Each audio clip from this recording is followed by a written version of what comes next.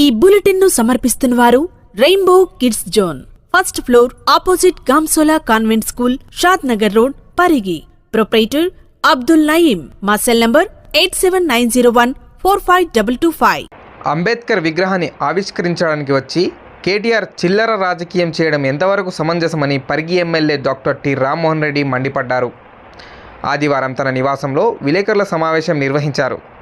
ఈ సందర్భంగా ఆయన మాట్లాడుతూ, ప్రజలు చిత్తుగా 2 ఎన్నికల్లో ఓడించినప్పటికీ సిగ్గు లేకుండా కేటీఆర్ రోడ్ షోల పేరుతో కామెడీ షో చేస్తున్నాడని అన్నారు. చచ్చిపోయిన పార్టీని బతికించడానికి కేసీఆర్ కుటుంబం నానా పాటలు పడుతుందన్నారు. కేసీఆర్ చరిత్ర అంతా తెలిసే జనం ఫామ్ హౌస్లో కూర్చోబెట్టారని అన్నారు. ఈ కార్యక్రమంలో market committee chairman Parashuram Reddy, Anjaneyulu, senior నాయకులు కడుమూర ఆనందం, అశోక్, వైస్ చైర్మన్ అయ్యూబ్, మహిపాల్, సర్వర్, ఎజాజ్, రాజపుల్లారెడ్డి, తౌర్యా నాయక్, మాధవ్ రెడ్డి, జగన్, రవి నాయక్, సుల్తాన్, షాహెద్, నరేష్, రవికాంత్, చెన్నయ్య, శ్రీకాంత్ రెడ్డి తదితరులు పాల్గొన్నారు. బాబాసాహెబ్ అంబేద్కర్ గారి విగ్రహావిష్కరణ కార్యక్రమం అని చెప్పుకొని ఆ వంకతో మా పరిగి నియోజకవర్గం వికారాబాద్ జిల్లా దాస్యనాయక్ తాండకు వచ్చి ఆయన మాట్లాడింది ఒక మాట బాబాసాహెబ్ అంబేద్కర్ గురించి అయితే, ఆయన మాట్లాడిన మాటలన్నీ కూడా అబద్ధాలతో మోసపూరితమైనటువంటి మాటల్ని కేటీఆర్ మాట్లాడడం జరిగింది. తండ్రి ఫామ్ హౌస్లో ఉండి కొడుకును ఒక వక్ర బుద్ధితో ఒక అంబేద్కర్ పేరు తీసుకొని ఈరోజు కార్యక్రమం చేసి రాజకీయ కార్యక్రమాలకు పాల్పడడం అనేది బీఆర్ఎస్ పార్టీ ఉన్నటువంటి దౌర్భాగ్యమైనటువంటి స్థితికి ఇది ఒక కారణం. అందరికీ తెలుసు, తెలంగాణ సమాజంలో మొన్న జరిగినటువంటి పార్లమెంట్ ఎన్నికల్లో ఒక్క సీటు కూడా బీఆర్ఎస్ పార్టీకి రాలేదు. రేపు జరగబోయేటటువంటి స్థానిక సంస్థలు కూడా ఒక్క జిల్లా పరిషత్ కూడా గెలిచే పరిస్థితి లేరాలు. అలాంటి పరిస్థితి లోపల ఏదో విధంగా తప్పుడు మాటలు మాట్లాడి ప్రజలని కన్ఫ్యూజ్ చేయాలని, ప్రజలను తికమక పెట్టాలని, ప్రజలకు తప్పుడు సంకేతాలు అందించాలనే ఉద్దేశంతో కేటీఆర్ ఈ యొక్క దాసానాయక్ తాండాల మీటింగ్ పెట్టిండు. మా ముఖ్యమంత్రిని లాటరీ ముఖ్యమంత్రి అని చెప్పి అంటున్నాడు. ఎవరు లాటరీ ముఖ్యమంత్రి? తెలంగాణ రాష్ట్రాన్ని ఇచ్చింది కాంగ్రెస్ పార్టీ. సోనియా గాంధీ గారు తెలంగాణ రాష్ట్ర ప్రక్రియ ప్రారంభించడానికి 2004 ఎన్నికల మేనిఫెస్టోలోనే తెలంగాణ రాష్ట్రం ఇస్తామని చెప్పి కాంగ్రెస్ పార్టీ పెట్టడం జరిగింది కామన్ మినిమం ప్రోగ్రాంలో. ఆ పెట్టడం ద్వారానే ఒక రాజకీయ పునరేకరణ జరిగి ఆ తర్వాత మా ప్రభుత్వంలో కూడా వాళ్ళు మంత్రులుగా కూడా పనిచేయడం జరిగింది. అలాంటిది పార్లమెంట్లో బిల్లు పెట్టిన రోజు కేసీఆర్ లేడు పార్లమెంట్ లోపల. అన్ని రాజకీయ పక్షాల యొక్క మద్దతు కూడగట్టుకొని కాంగ్రెస్ పార్టీ తెలంగాణ రాష్ట్రాన్ని ఇచ్చింది. ఏమంటుండే అంటే కేసీఆర్ అంటేనే తెలంగాణ హిస్టరీ అంటున్నాడు. ఎక్కడ హిస్టరీ? అసలు మీ నాయన పార్లమెంట్లో ఉన్నాడు? ఆ రోజు బిల్లు పెట్టే రోజు మీ నాయన పార్లమెంట్లో ఉంటే ఒక ఫోటో చూపెట్టు మీ నాయన పార్లమెంట్లో ఉన్నాడు. అదేవిధంగా నువ్వు, మీ నాయన, మీ బావ, మీ అక్క, నీ కొడుకులు అందరూ పోయి సోనియా గాంధీ గారు కాళ్ళు మొక్కి వచ్చారు. ఆ ఫోటోలు అన్నీ మీ దగ్గర ఉన్నాయి. మీ పత్రిక వాళ్ళ దగ్గర అన్ని ఫోటోలు, వీడియోలు అన్నీ కూడా ఉన్నాయి. మా కాంగ్రెస్ పార్టీ తెలంగాణ ఇచ్చింది కాబట్టి సోనియమ్మ కాళ్ళు మొక్కి వచ్చారు. మీరు పోయి ఢిల్లీకి పోయి ఇంటికి పోయి మొక్కి వచ్చారు. సిగ్గు శరం ఉండాలి. వీడికి వచ్చి మా నాయకుడు మేమంతా కూడా ఏకగ్రీవంగా శాసనసభ్యులం రేవంత్ రెడ్డి గారు కొట్లాడి తెలంగాణ రాష్ట్రం లోపల కాంగ్రెస్ ప్రభుత్వాన్ని తీసుకొచ్చాడు. ఆయన మా పిసిసి అధ్యక్షులు. ఆయన మేము ఎన్నుకున్నాం ముఖ్యమంత్రిగా. నువ్వేమో లాటరీ ముఖ్యమంత్రి అని చెప్పి అపహాస్యం చేసే విధంగా నువ్వు మాట్లాడుతున్నావు. నువ్వు జైలుకు పోయే రోజులు దగ్గరలో పడ్డాయి. ఒక పైన నీ పైన 55 కోట్ల రూపాయలు నువ్వు మన రాష్ట్ర సంపద పేదవాళ్ళు కష్టపడి ఏదైతే వాళ్ళు ట్యాక్స్ రూపంలో చెల్లించారో అలాంటి నిధులు రాష్ట్ర ఖజానా అయినటువంటి హెచ్ఎండిఏ ఒక సంస్థ, ప్రభుత్వ రంగ సంస్థ, ఆ సంస్థలో ఉన్న డబ్బులను క్యాబినెట్ ఆమోదం లేకుండా ఎలక్షన్ కోడ్ ఉన్నప్పుడు నీ మిత్రుడు అయినటువంటి గ్రీన్కో గోపి, ఆ గోపి యొక్క బినామీ సంస్థలకు విదేశీ సంస్థలకు నువ్వు 55,000 కోట్ల రూపాయలు తరలించినావు. ఆర్బీఐ అనుమతి లేదు, ఫేమాను ఉల్లంఘించినావు నువ్వు. దానిపైన నీకు ఆల్రెడీ ఏసీబీ విచారణ జరుగుతుంది, ఆల్రెడీ ఈడీ విచారణ కూడా జరుగుతుంది. ఇలాంటి సందర్భం లోపల నువ్వు మా ముఖ్యమంత్రిని, నువ్వు ఒక ఆర్థిక నేరస్తుడివి, నీకు ఎప్పుడు జైలు పడుతుందో కూడా తెలియని పరిస్థితి ఉంది. మీ నాయన పైన ఎంక్వైరీ నడుస్తుంది.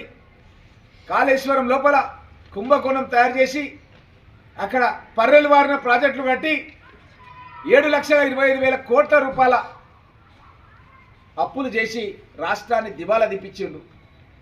మీ నాయన కూడా ఇరిగేషన్ మినిస్టర్గా కొంత ఇరిగేషన్ శాఖ కూడా మీ నాన్న దగ్గర ఉండే, కేసీఆర్ దగ్గర, మీ బావ దగ్గర ఉండే, హరీష్ రావు దగ్గర ఇరిగేషన్ శాఖ. వీళ్ళిద్దరూ మోసపూరిత విధానాలు చేసినందుకు జస్టిస్ ఘోష్ కమిటీ అనేది విచారణ చేస్తుంది. ఆల్రెడీ వాళ్ళకి ఎప్పుడు జైలు పడుతుందో ఏం కథ కూడా తెలియని పరిస్థితి ఉంది. విచారణ కొనసాగుతుంది. ఇప్పుడు మీరు ఈరోజు మా నియోజకవర్గం, మా వికారాబాద్ జిల్లాకు వచ్చి మాట్లాడడం అనేది ఇక్కడ ఉన్నటువంటి మా ప్రజలు అందరూ కూడా బాధపడుతున్నాం. మా జిల్లాకు అన్యాయం చేసినటువంటి వాళ్ళు ఎవరంటే బీఆర్ఎస్ పార్టీలో ఉన్నటువంటి అప్పుడున్నటువంటి ఎమ్మెల్యేలు, మంత్రులు. మేము కొట్లాడి గత ప్రభుత్వం లోపల జోనల్ వ్యవస్థ లోపల హైదరాబాద్ జిల్లా ఉండే దాన్ని వీళ్ళు తీసుకుపోయి జోగులాంబ జోన్లో వేస్తే మేము మళ్ళా చార్మినార్ జోన్లో వచ్చినట్టు ముఖ్యమంత్రి తీసుకున్న నిర్ణయాన్ని 6 నెలల తర్వాత తిప్పికొట్టి మళ్ళా వాపస్ నిర్ణయం తీసుకునేటట్టు కృషి చేసినటువంటి వ్యక్తిని నేను. జిల్లా కాంగ్రెస్ పార్టీ అధ్యక్షుడిగా మన్నెగూడ దగ్గర మీటింగ్ పెట్టి గులాం నబీ ఆజాద్ గారిని హెలికాప్టర్లో దించాడా, భారీ బహిరంగ సభ పెడితే మీ నాయన అప్పుడు అర్థమైంది పరిస్థితి ఏంది అన్నది వికారాబాద్ది. అప్పుడు జోనల్ వ్యవస్థ కింద మమ్మలను పూర్వ హైదరాబాద్ జిల్లా వాళ్ళం మేము. చెన్నారెడ్డి గారు రంగారెడ్డి జిల్లా చేసి చాలా మేలు చేసింది మాకు. ఎందుకంటే కొత్త ఉపాధ్యాయ ఉద్యోగాలు కానీ లేకపోతే కానిస్టేబుల్స్ కానీ అన్నీ కూడా మా రంగారెడ్డి జిల్లాకు వచ్చినట్టు చేసిరు. మరి మీ నాయన నువ్వు ఏం చేసిరు, తీసుకుపోయి జోగులాంబ జోన్లో వేసిరు. జోగులాంబ జోన్లో ఉద్యోగాలు ఉన్నాయా? హైదరాబాద్ మా బతాన్, నేను చిన్నగా ఉన్నప్పుడు హైదరాబాద్ జిల్లాను రాస్తుంటి, పరిగి తాలూకాను రాస్తుంటి. హైదరాబాద్ మాది. నువ్వు తీసుకుపోయి మమ్మల్ని జోగులాంబ జోన్లో కలిపి మా ప్రాంతంలో ఉన్న నిరుద్యోగులకు ఉద్యోగాలు రాకుండా చేసినావు. మా ప్రాంతానికి సాగునీరు రావాలని ఆదిలాబాద్ నుంచి సముద్రానికి పోయే నీళ్ళను కాలువల ద్వారా తీసుకోవాలని చెప్పి నేను రాజశేఖర రెడ్డి గారిని అడిగి అనుకున్నాం. కాబట్టి లాంఛనంగా ఏం చేసినామంటే చిన్న గ్రామాలను ఎంపిక చేసి చిన్న గ్రామాలకు, ఎందుకంటే అక్కడ అధికారులు ఈజీగా వెరిఫికేషన్ చేయగలుగుతాం, అట్లా అని చెప్పి ఏం చేసినామంటే సుల్తాన్పూర్, శివరెడ్డిపల్లి, ఎన్కేపల్లి మన పూడూరు మండలంలో, అదేవిధంగా మన మక్త వెంకటాపూర్, అనంతసాగర్, మన జానంపల్లి, వెనచేడు దగ్గర చిన్న గ్రామం అది. ఇట్లా చిన్న గ్రామాలు ఏంటంటే అధికారులు అందరూ కూర్చొని ఒక 100 మందినో 200 మందినో లబ్ధిదారులను కూర్చొని ఎంపిక చేయగలుగుతారు. ఇందిరమ్మ కమిటీ సభ్యులు, గ్రామస్తులు కూర్చొని గ్రామసభ చేసుకొని చేయగలుగుతారు. నస్కల్ లాంటి గ్రామాలు పెద్దయి, ముజాహిద్పూర్ లాంటి గ్రామాలు, నంచర్ల లాంటి గ్రామాలు ఒక్కో దగ్గర 1000 మంది ఉంటారు, 4000, 5000 మంది ఉంటారు. వాళ్ళని కూర్చోబెట్టి చేయాలంటే చేయలేము. దీనికి చేయడానికి పటిష్టమైన ప్రణాళిక తయారు చేయాలి. కాబట్టి ఇంకా ఎవరు ఉంటారో, కాంగ్రెస్ పార్టీ ప్రజాప్రభుత్వం కాబట్టి డేట్ ఎక్స్టెండ్ చేసినాం. మీకు తెలుసు, మేము ఎమ్మెల్యేలు గెలవంగానే ఒకసారి గ్రామసభ చేసినాం, మళ్ళీ మొన్న గ్రామసభ చేసినాం, మళ్ళీ ఎండిఓ కార్యాలయంలో దరఖాస్తు చేసుకోమని చెప్పినాం ఇంకెవరైనా చేయాలంటే. ఫస్ట్ వరకు మళ్ళీ ఎక్స్టెన్షన్ చేసినాం. కాబట్టి ఈ యొక్క పని కొనసాగుతుంది. కొన్ని రోజులలోనే, కొద్దిగా ఓపిక పడితే కొన్ని రోజులలోనే ఎవరికైతే మేము ఒక్కొక్క గ్రామంలో అది శాంపుల్ కింద ఇచ్చినాం, దాంట్లో ఏమేమి ఇబ్బందులు తెలుసుకోవాలనే ఉద్దేశంతో అది శాంపుల్ కింద ఇచ్చినాం. మాకు ఇప్పుడు అదొక వివరాలన్నీ కూడా అధికారుల నుంచి నిన్న ఫస్ట్ అయిపోయింది. మేము ఆల్రెడీ జనవరి 31 వరకు డేట్ ఇచ్చినాం. ఇప్పుడు ఇక కొత్తగా వచ్చిన వాళ్ళకి ఈ వివరాలన్నీ కూడా సేకరిస్తున్నాం. కాబట్టి దాన్ని మొత్తం కూడా డేటా గ్యాదర్ చేసి తొందరలోనే దాని యొక్క డీటెయిల్స్ అన్ని కూడా పెట్టి మేము ఏదైతే మేము పథకాలు అనౌన్స్ చేసి 4 పథకాలు చెప్పినామో, రైతు భరోసా ఒకటి 12,000 రూపాయలు ఒక్కొక్క రైతుకు ఇస్తామని చెప్పినాం. మీకు అందరు తెలుసు, అది కూడా లిమిట్ లేదు. ఒక రైతు ఎక్కువ వ్యవసాయం చేస్తాడు, ఒక రైతు తక్కువ వ్యవసాయం చేస్తాడు. తక్కువ ఎక్కువ లేదు, రైతు అనేవాడు రైతే. ఎంత వ్యవసాయం చేసినా అంత భూమికి ఇస్తాం. అది కాంగ్రెస్ పార్టీ సిద్ధాంతం. ఏదో 3 ఎకరాలకు ఇస్తారు, 5 ఎకరాలకు ఇస్తారు, 7 ఎకరాలకు ఇస్తారు, ఇట్లనే సోషల్ మీడియా నడిపించారు. ముఖ్యమంత్రి గారు నాకు స్వయంగా చెప్పిండు, ఎన్ని ఎకరాలు ఉందో, ఎన్ని ఎకరాలకు వ్యవసాయం చేస్తారో అన్ని ఎకరాలకు ఇస్తాం. ఒకవేళ ఈసారి కాలం బాగాలేక ఈసారి చేయకుండా వచ్చేసారి చేస్తే కూడా ఆ భూమికి ఇస్తాం. ఈసారి కాలం బాగాలేదనుకో, ఈసారి పంట చేస్తలేడు కదా అని చెప్పి కొట్టే వాళ్ళకు కూడా ఇస్తాం. ఎవరికి ఇవ్వమంటే కొంతమందికి క్రషర్స్ ఉన్నాయి, కొంతమందికి రైస్ మిల్లు ఉన్నాయి, కొంతమందికి ఆల్రెడీ లేఅవుట్లు అయిపోయినాయి, లేఅవుట్లు చేసేసుకున్నారు. సో వాళ్ళకు మాత్రం ఇవ్వం. నాలా కింద ఎవరైతే ఉన్నారో వాళ్ళకి తప్ప, వాళ్ళు చాలా తక్కువ ఉన్నారు, కేవలం 2% ఉన్నారు. వాళ్ళు మొత్తం ఇస్తే 2% ఉన్నారు. అట్లాంటి వాళ్ళు చాలా తక్కువ మంది ఉన్నారు. అట్లాంటి వాళ్ళు వాళ్ళకి తప్ప వ్యవసాయ భూములు, యోగ్యత ఉన్న భూములు అన్నిటి కూడా మేము 12,000 చొప్పున ఇప్పుడు 6,000 రూపాయలు ఇస్తాం. మళ్ళీ కొన్ని రోజులనే, అంటే ఇంకో పసలు పంట ఇంకో 5-6 నెలలు అయితే మళ్ళీ ఒక 6,000 రూపాయలు కూడా ఇస్తాం. ఇది కాంగ్రెస్ పార్టీ ప్రణాళిక. భూమి లేని నిరుపేదల గురించి కూడా చాలామంది దళిత సోదరులు, గిరిజన సోదరులు, బీసీ సోదరులు చాలామంది ఊళ్ళలో భూములు లేని వాళ్ళు చాలామంది ఉంటారు. వాళ్ళ గురించి కూడా కాంగ్రెస్ ప్రభుత్వం రేవంత్ రెడ్డి గారు ఆలోచన చేసి, మీ ప్రభుత్వంలో ఎప్పుడు కూడా ఆలోచన చేయలే. భూమి లేని నిరుపేదలు వాళ్ళు ఎవరిదన్నా కౌలుకు తీసుకొని కానీ ఏది తీసుకొని కానీ బతుకుతుంటారు. వాళ్ళ గురించి మీరు ఎప్పుడు ఆలోచన చేయలే. కాంగ్రెస్ ప్రభుత్వం ఆలోచన చేసి వాళ్ళకు కూడా 12,000 రూపాయలు ఇవ్వాలి. ఒక జాబ్ కార్డ్ ఉంటే జాబ్ కార్డులో 4-5 ఉంటారు. ఆ 4-5 ఎవరైనా ఒకరు 20 రోజులు పనిచేస్తే చాలు. ఉపాధి హామీ పథకం కాంగ్రెస్ పార్టీ తీసుకొచ్చింది. మన్మోహన్ సింగ్ గారు మన దగ్గరనే ఉపాధి హామీ పథకం మన ఊరి దగ్గర, ఆలూరు దగ్గరనే స్టార్ట్ చేసింది ఈ పథకాన్ని. ఆ పథకం కింద 20 రోజులు పనిచేస్తే చాలు. వాళ్ళకి 100 రోజులు పనిచేయడానికి జాబ్ కార్డు ఇచ్చినాం మేము. కనీసం 20 రోజులు పనిచేస్తే చాలు. వాళ్ళకు మేము 12,000 రూపాయలు ఇస్తాం. 6,000 ఇప్పుడు ఇస్తాం, 6,000 ఇంకో పంటకు 6,000 రూపాయలు ఇస్తాం. ఇది ఇందిరమ్మ ఆత్మీయ రైతు భరోసా పథకం కింద భూమి లేని నిరుపేదలకు ఇస్తాం. ఇది కాకుండా రేషన్ కార్డు ఎంతమంది దరఖాస్తు చేస్తే అంతమందికి రేషన్ కార్డ్స్ ఇస్తాం. గత ప్రభుత్వంలో 10 ఏళ్లలో మీరు ఒక్క రేషన్ కార్డు ఇవ్వలే. ఉదాహరణకు శివరెడ్డిపల్లి మీరు పోయిరండి, దోమ మండల్, పరిగి లోపల సుల్తాన్పూర్ పోయిరండి, మన పూడూరు లోపల ఎన్కెపల్లి పోయిరండి, ఇంకా మన అనంతసాగర్ కుల్కచర్ల పోయిరండి, ఇంకా గండేడ్ మండల్ జానంపల్లి పోయిరండి.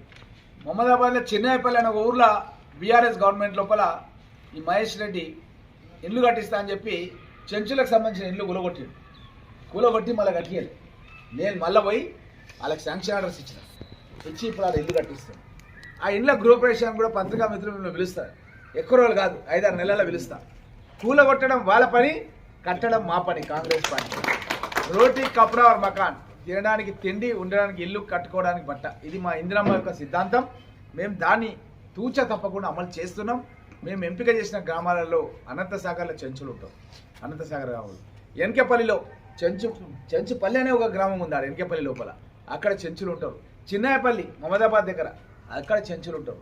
ఈ విధంగా చెంచులు అంటే సమాజంలో అత్యంత పేదవాళ్ళు.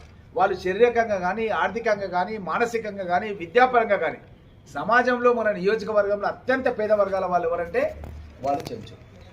ఈ చెంచుల గురించి గతం లోపల కిషన్ రెడ్డి గారు ఇక్కడ మన పెద్దేముల దగ్గర చైతన్య నగర్ అనే ఒక దగ్గర ఒక ప్రోగ్రాం పెట్టారు. మేము ఎమ్మెల్యేలు అయినా 2-3 నెలలకే మాకు కూడా ఆహ్వానం ఇస్తే కలెక్టర్ గారు మేము కూడా పోయినాం. అక్కడ పోతే వాళ్ళు ఏం చేశారంటే మన చెంచుపల్లికి వెళ్ళి కూడా చెంచులను తీసుకొచ్చారు, మన సాల్విడికి వెళ్ళి కూడా చెంచులను తీసుకొచ్చారు. వాళ్ళకు ఆధార్ కార్డు జిరాక్స్ తీసి వాళ్ళకి ఇచ్చారు. వీళ్ళకి ఆధార్ కార్డు తీసుకునే రాదు, వీళ్ళకి చదువు రాదని ఇది ఇచ్చారు. అట్లనే మన కరెంట్ మీటర్లు తీసుకొచ్చి అది 200-300 ఉంటాయి, అది ఇచ్చారు. మీరు కరెంట్ కనెక్షన్ తీసుకోండి, మీ ఏరియాకు రోడ్లు వేస్తాం, మీ ఏరియాకు ఇల్లు కట్టిస్తామని చెప్పి నేను ఇమీడియట్లీ అధికారులను అడిగిన. వాళ్ళు చెప్పింది ఏంటంటే వాళ్ళు 50-60 వేలు ఎంతో, మనం ఉదాహరణకి ఇప్పుడు చెంచులకు 6 లక్షల రూపాయలు ఇస్తున్నాం, వాళ్ళు ఇచ్చేది 60,000 లక్ష రూపాయలు ఉంటుంది సార్ వాళ్ళ వాటా కింద అని చెప్పి. మనం ఇచ్చే దాంట్లో వాళ్ళ వాటా గ్రామీణ ప్రాంతంలో ఒకలాగా, పట్టణ ప్రాంతంలో ఒకలాగా 60,000 నుంచి 1,00,000 రూపాయల వరకు ఉంటుంది వాళ్ళు ఇచ్చేది. మొత్తం మిగతా అంతా మన కాంగ్రెస్ ప్రభుత్వం, రాష్ట్ర ప్రభుత్వం ఇస్తున్నటువంటి వాటా. వాళ్ళు ఈ రోజు వరకు కూడా ఆ ప్రోగ్రామ్ అయిపోయి 1 ఇయర్ అయిపోయింది, ఇంతవరకు ఆడ ఒక 5 రూపాయల పని కూడా చేయలేదు. ఆ రోజు కేంద్ర నుంచి ప్రధానమంత్రి గారు వీడియో కాన్ఫరెన్స్ పెట్టి వాళ్ళతో మాట్లాడించారు. ఆంధ్రప్రదేశ్ సంబంధించినటువంటి చెంచులు కొంతమంది మాట్లాడింది, వాళ్ళకి చదువు వచ్చినట్టుంది, వాళ్ళు మాట్లాడారు. వీళ్ళు కూడా మాట్లాడలేదు మనోళ్ళు. అది ఏం ప్రోగ్రామ్ అనేది అసలు వేస్ట్ అనమాట. ఇంతవరకు ఏం జరగలేదు. మనం కాంగ్రెస్ ప్రభుత్వం, నేను ఈ చెంచు వాళ్ళు మీరు ఎప్పుడైనా రండి, దగ్గరలో ఉంది చూపిస్తా. పరిశ్రమలు ఎవరంటే కేసీఆర్, కేటీఆర్, హరీష్ రావు, మీరు మీ కుటుంబం. మేము సాధించుకున్న ప్రాజెక్టు శంకర్పల్లి దగ్గర, చేవెల నుంచి కొద్ది దూరం పోతే శంకర్పల్లి దగ్గర, చందిప్ప దగ్గర ఇక్కడ ఉన్న నాయకులంతా కూడా వచ్చారు. మేమంతా కూడా మా మండల నాయకులు అందరూ కూడా, జిల్లా నాయకులు అంతా కూడా మేము పోయి చూసి వచ్చినాం. అట్లాంటి ప్రాజెక్టు రానియకుండా మీరు రద్దు చేసి 10 ఏళ్ల కాలం లోపల ఒక చుక్క నీళ్లు ఓ ఎకరానికి కూడా మా రంగారెడ్డి జిల్లా కానీ పరిగి, వికారాబాద్, తాండూరు, కొడంగల్ ఎక్కడ కూడా మీరు ఒక ఎకరా కూడా నీళ్ళు ఇవ్వలేనటువంటి దౌర్భాగ్యం మీరు. మా ప్రాంతానికి నీళ్లు రాకుండా ఎస్సీ ఎస్టీ సప్లా నేను కిరణ్ కుమార్ రెడ్డి గారిని ఎస్సీ రెసిడెన్షియల్ స్కూల్లో నిద్ర చేపించి మా ప్రాంతంలో ఎస్సీ ఎస్టీలు అభివృద్ధి చెందడానికి బడ్జెట్ లోపల నీళ్ళు వాళ్ళ నిధులు వాళ్ళకు నేరుగా రావాలని చట్టాన్ని తయారు చేస్తే దాన్ని నీళ్లు పోసి జనరల్ పథకాలకు కూడా ఎస్సీ ఎస్టీ జనాభా ముడికట్టి ఎస్సీ ఎస్టీలకు అన్యాయం చేసినటువంటి వాళ్ళు మీరు. నీళ్లు రాకపోయా, నిధులు రాకపోయా, నియామకాలు రాకపోయా. మా ప్రభుత్వం రాగానే 55,000 ఉద్యోగాలు ఇచ్చినాం ఒక్క సంవత్సరంలోనే. ఇప్పుడు మళ్ళా 1,00,000 ఉద్యోగాలు ఇవ్వడానికి ప్రణాళిక తయారు చేస్తున్నాం. మా ముఖ్యమంత్రి విదేశాలకు వెళ్ళి 1,70,000 కోట్ల రూపాయలకు సంబంధించినటువంటి కాంట్రాక్టు సంతకం చేసి ఆ యొక్క నిధులు మన రాష్ట్రానికి తీసుకొచ్చి మన రాష్ట్రం లోపల పరిశ్రమలు పెట్టడానికి కృషి చేస్తున్నాడు. మన కొడంగల్లో కూడా మొన్ననే మేము మీటింగ్ పెట్టినాం. కోసిగి నియోజకవర్గం, కోసిగి మండలం లోపల చంద్రవంక దగ్గర 30,000 ఉద్యోగాలు వచ్చే విధంగా 15,000 కోట్ల రూపాయలతోన మన లగచర్ల దగ్గర పరిశ్రమలు పెట్టాలని గౌరవ ముఖ్యమంత్రి గారు ఆలోచన చేస్తే మీరు సురేష్ అని ఒక social media producer, social short film తీసే ప్రొడ్యూసర్, అతను ఉండేది మణికొండలో, కోట్ల రూపాయలు ఇంట్లో ఉంటాడు సురేష్. ఆయనను ముందు పెట్టి మా కలెక్టర్ ప్రతీక్ జైన్ గారిని చంపడానికి కుట్ర చేసిండు కేటీఆర్. ఆల్రెడీ దానిపైన విచారణ లోపల నరేందర్ రెడ్డి జైలుకు పోయి వచ్చిండు. ఆయన కూడా రాసిచ్చిండు. కేటీఆర్ కూడా దాంట్లో భాగస్వామ్యం ఉంది. ఆయన ఆదేశాల ప్రకారం చేసినామని కూడా ఆయన యొక్క లెటర్స్లలో కూడా ఆల్రెడీ ఉంది. మరియు మీరు కుట్ర చేసి మా జిల్లాలోకి వచ్చి మా జిల్లా లోపల కొన్ని అపశృతులు చేయాలి,